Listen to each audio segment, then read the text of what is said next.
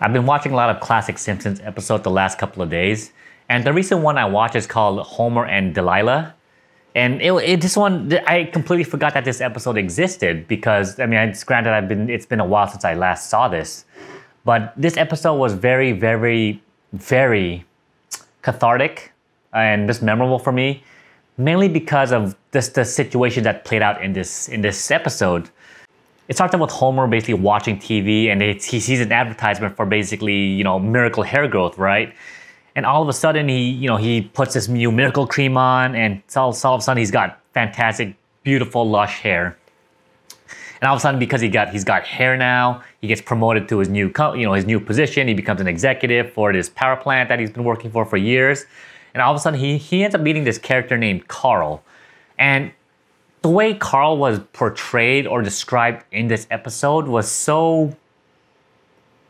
What's the word I'm looking for? It's so optimistic and happy. It's almost like one of those guys, like it's one of those people where you want that type of person to just be in your life. There's someone who's always supportive, who's always got your back, and he's always trying to just cheer and push you to the next level.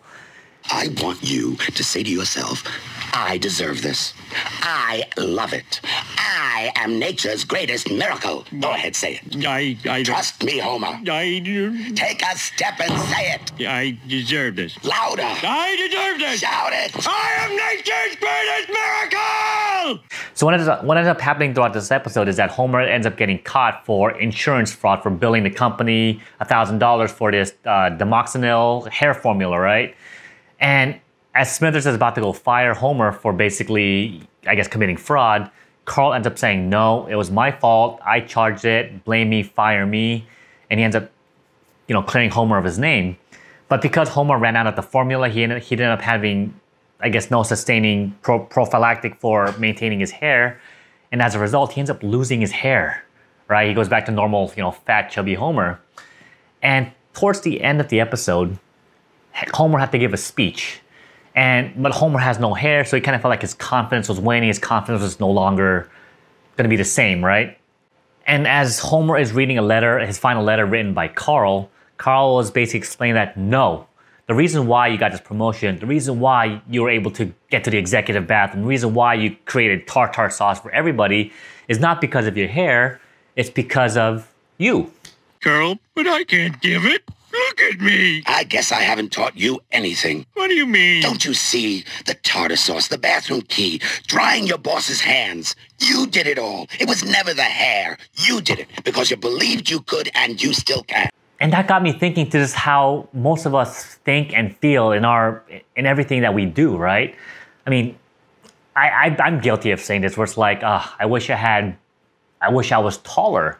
If I was taller, then I'd be a better basketball player. If I was taller, I'd be more attractive. If I was this, I would get that. And that happens so much to all of us, right? If I had more money, then I'd be happy. If I had a nicer car, then I would be able to go on this nice vacation. If I just had, if I had a girlfriend, then I would be happy. I would feel fulfilled and less lonely. And obviously we know that that's not true, right? I've experienced times where I've had money, in this case I had, me and my ex-girlfriend, we lived the extravagant lifestyle. We had a nice, $750,000 house. We went to fancy vacations, went to fancy restaurants, and I had a girlfriend. But there's one thing that I want to tell you is that I wasn't happy. I mean, I'm going to say I wasn't super happy, but there's times where I was still feeling lonely.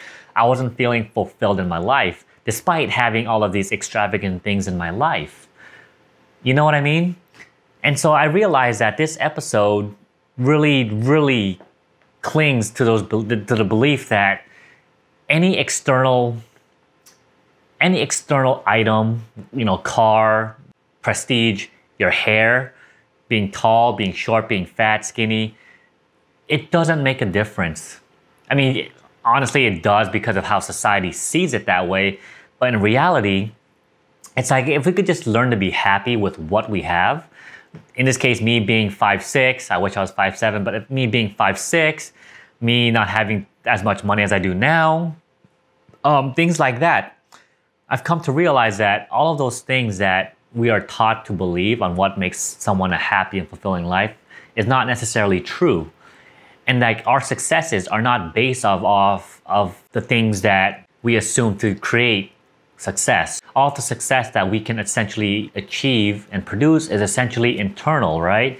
It's how do we see our worldview? How do we see ourselves? Do we see ourselves being successful? Can we see ourselves having these nice things and having a nice girlfriend, for example, or a wife or a nice house based off just our own accomplishments rather than just the things that we assume we need to have in order to finally achieve that success? So if you haven't seen this episode, I really, really, really highly recommend watching it. It's I don't know, I just love watching these old cartoon shows that I grew up with as a kid and all of a sudden seeing the hidden meaning as an adult. You know what I mean? So, I don't know. Let me know what you think. Do you feel like you're lacking in anything that is holding you back from achieving the happiness and the success that you want to achieve in life? And if so, you know, what is it that's holding you back? Is it because you feel like you're not tall enough, you're not attractive enough? Like really, really just ask yourself that question. Like, what is it that's holding you back from achieving success and happiness in your life? So let me know in the comments down below and I'll see you next time.